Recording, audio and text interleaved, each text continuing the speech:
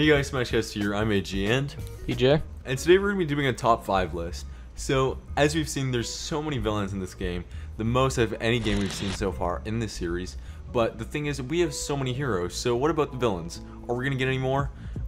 Yeah, so here's our top 5 list. So number 5 on our list here, we have Black Shadow of the F-Zero series being the main antagonist.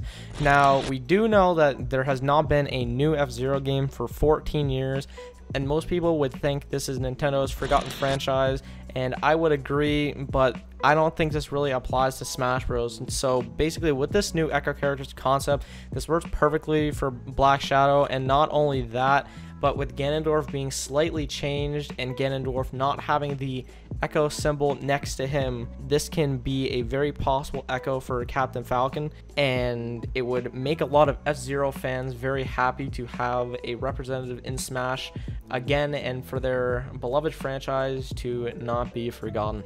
And for number 4, we have Black Knight. So, we have so many Fire Emblem characters at this point, it's really ridiculous. But the thing is, most of them are heroes. Most of them, because I say that Chrom is no hero of mine. Fuck him. What? What the fuck? So, here we have a Black Knight, who is actually a reoccurring villain of the Fire Emblem series. So, I mean, you've got to give him some, like, representation here. And his moveset's already decided. He's a nemesis of Ike. He would just be an Echo Fighter to Ike. That takes no time at all to add him in. And on top of everything, he was playable in Radiant Dawn, so I mean, it's not unusual to have this guy playable, so why not have him in Smash? So for number 3 on our list, we have a Liquid, more specifically Liquid Snake, from the Metal Gear Solid series. And basically, we have reconfirmed the Shadow Moses Island stage coming back from Brawl. And the reason that we have Liquid on this list specifically is because of this stage plus the Echo Fighters concept. So let me just explain.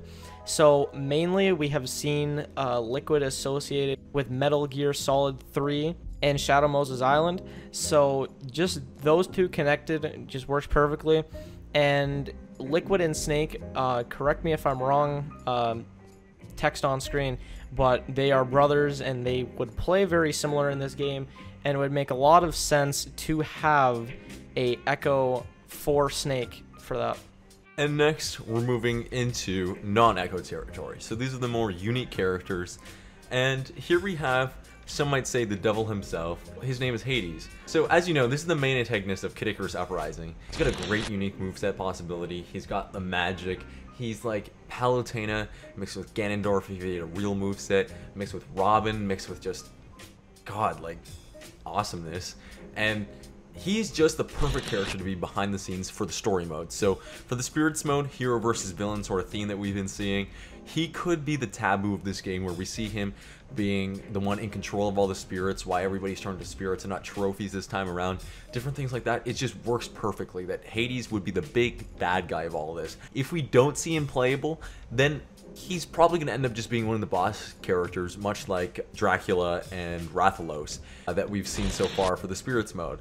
So for number 1 on our list here, we have Heihachi from the Tekken series. We have him number 1 on our list basically because he was considered for Smash 4, and to my belief, I'm pretty sure he didn't make it in because they were able to get Ryu, and at that point they chose Ryu over a Tekken character, which was smart. But now that we've seen this roster is already huge, it would be a perfect time to have a Tekken representative come to Smash for the first time. Obviously, as I said, considered for the last game but scrapped, but the main thing here that would make him very possible to get in is that he was actually a Mii costume for Smash 4.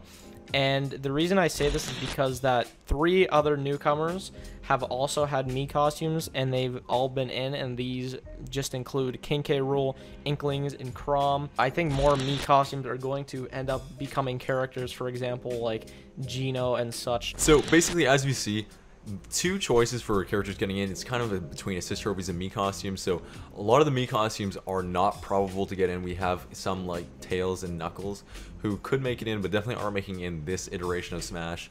So Mii costumes and assist trophies, much like each other, they have some characters that are never going to be in, but some that are very likely and are just a platform for consideration for future games. That's going to be it for our list, guys, and you may wonder why we're making a top 5 villains video, and the reason that we are doing this is because later this week we're going to also be making another video talking about our theory for the spirits mode and how it could be hero versus villains or possibly playable bosses, but we'll save that until then. So that's going to be it for the video, guys. Be sure to check out our recent videos linked on the screen right now. Follow us on Twitter, Instagram, and be sure to join our Discord. All will be linked below.